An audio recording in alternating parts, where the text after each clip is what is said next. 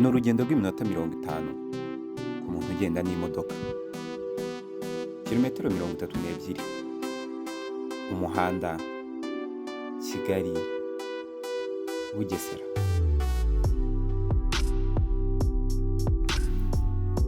Aha twerekeje ni mu karere ka Bugesera, umurenge wa Ntarama.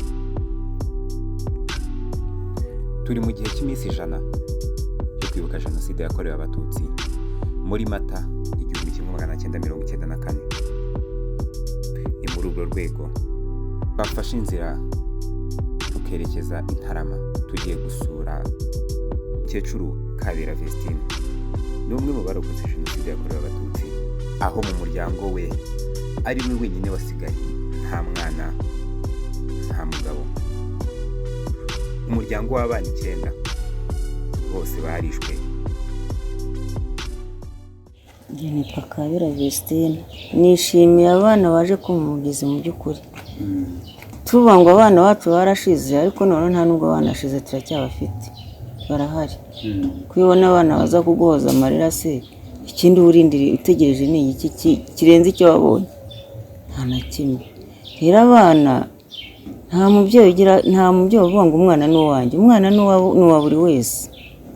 None se uko bari mu kwanjye, bari mu kwa mama we cyangwa mu kwa papa we, ubu bari mu kwa mama wabo. Uyu mwanya twicaye aho nibwo bwa mbere mbibonye, maze kubibona urumva byanshimishije cyane, ariko nishimye naho nababaraga, ahubwo ndumva batangiye gukira, ndetse ko ikiri mu mubiri w'umuntu kitawuvamo. Hanyuma kuri ubu ngubu bari mu murima bonyine, we ntabwo wabashije kuhagera? Ntabwo nagerayo. Usa nagera gute ese byonyine banzu birebe? Urabona iki kintu cyangiza mu murima? Nicyo ngicyo uri kureba, wakoramo n'imwe. Nuko narirwa kugenda nta kindi. Ni iyihe mpamvu yaba yaraguteye kumererwa gutyo? Jenoside niyo yatumye mera gutya. Rero bimaze kumera gutya, urumva ko hagati y'ibyo urabona ko babikoreye ahantu habi, kugira ngo uzagende rero no kunama, urumva n'urundi rwego. Nta mugongo, nta maguru. Uretse ko nakomeje kujya ngerageza nkihangana, mbega byo kubura kugira, byo kubura uvuga uti nta bana mfite, se ninicara nzagaburirwa nande, kwanga gusaba. Ariko buhoro buhoro urabona ko noneho bigiye kugera mu rwego rwo hejuru. Ariko Imana iracyamfashije. Isi ubona nicaranye n'uyu, nawe ukaba waje, n'abandi bakaba bari mu murima, none se hari ubukungu burenze ubwo? Nta wundi burenze ubwo n'ubwo nyine nta wundi. Jenoside ijya kuba wanganaga gute?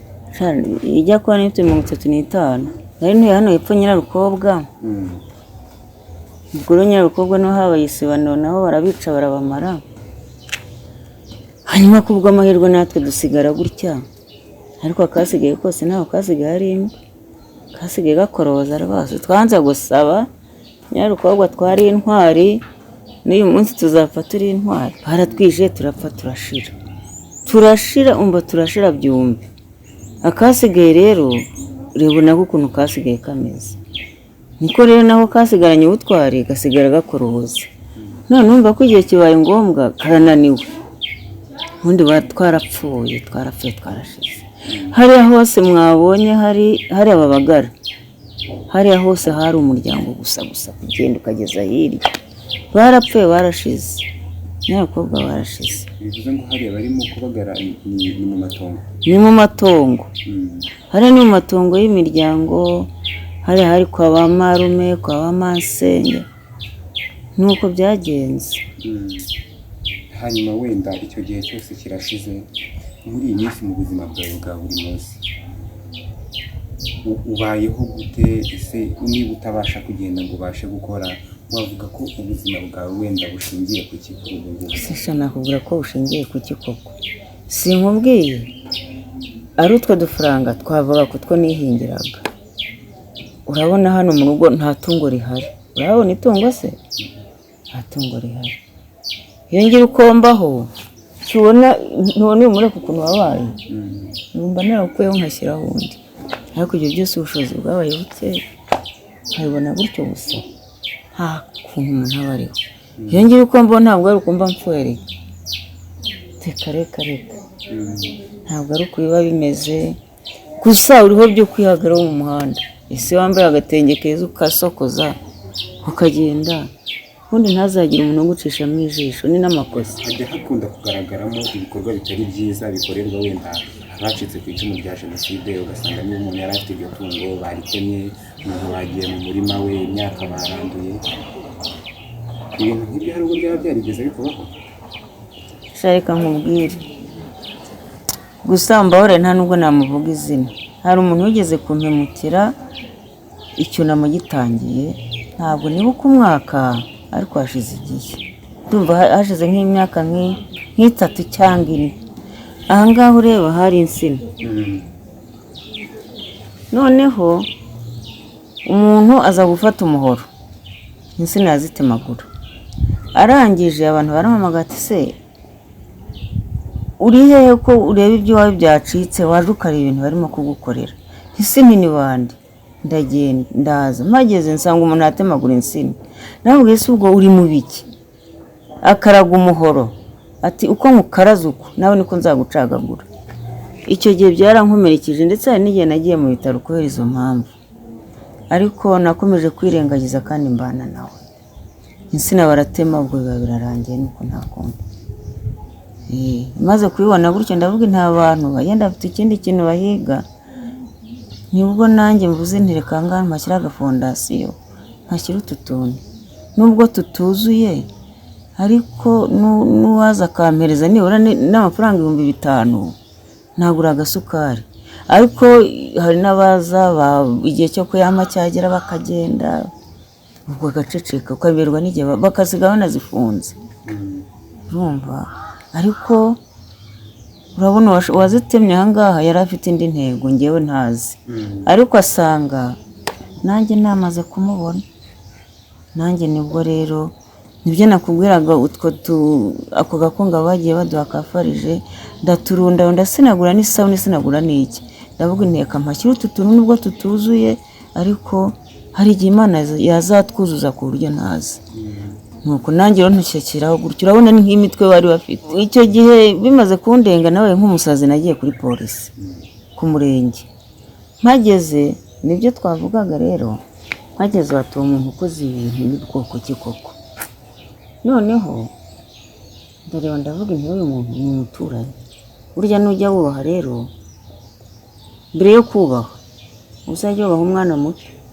Ndavuga rero uyu muntu bagiye kumufunga, nibamara kumufunga se ko nzasigara mu nzigo z'aba abana nibamara gukura bazavuga ati kiriya gikecuru n'undi cyo gifungishije data.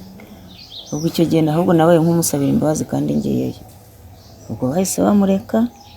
Nta nubwo nabikuriye cyane, oya narabyihoreye, akomeye umunsi turi kumwe nta kibazo, kandi kwihangana biruta byose. Nyuma y'icyo gihe byibura yaba yaragarutse kugusaba imbabazi? Zikize nta mbabazi gusa no kungerekaho n'ibyaha byinshi. Nose iyo umuntu atinyuka kuvuga ko ntatemwe n'interahamwe natemwe nabo naroze, icyo gihe haba hasigaye iki? Ati si interahamwe zamutemye natemwe nabo naroze. Nabuze ntabwo nabuze abangiriye neza, babonye nica ntibancaga. Ariko hari ukuntu ubana n'umuntu nk'ukabura uko umugenza ukamwihorera kandi tukihanganirana nta kundi. Kandi bibaho nawe uri umunyarwanda, uri umwana w'umunyarwanda. Hari ureba ukabura ikintu wamukorera, hari ureba ukavuga ibintu byavamo inzigo none itazashira. Ni nk'ibyo byose twavugaga bikavaho umuntu mubi. Iyo ugize gutyo ukabona nk'umuntu aza kugusura ukamuganiriza ku buzima bwawe, ntabwo bigukomeretsa cyangwa hari uburyo bigufasha? Hoya ahubwo nk'ubu tuba tuganira numva mutanagenda, tuba twakwiganirira tukiha amahoro. Tujya gushira ababyeyi burya babanje gushyira abana mu murage mubi, umwana agaturana n'umuntu w'umuturanyi, yenda tuvuge umwana nk'uyu afite papa we na mama we, noneho bakaba bazirana n'umuturanyi. Noneho igihe cyarageze nibwo bwa bubi b'abana bakuranye mu babyeyi babo.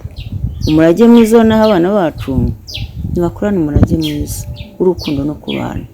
Ngewe niwo murage mwiza naho abana, nta kindi narenzaho ni ukuri kuko nta rukundo rurenze urupe wese bariya batumaze nibura iyo bagira uru rukundo mbese ugira ngo tuba twarashize ubusa amahirwe dufite ko ari ubusigisigi Imana yagiye uduha tw'ubushami abacu si yo babaho noneho koko urabona isi imeze iti aba ari nka paradizo.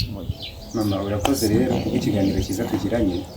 Murakoze nawe. Reka tukureke ubwo igihe runaka tuzasubira. Murakoze ni ukuri Imana ibahe umugisha namwe.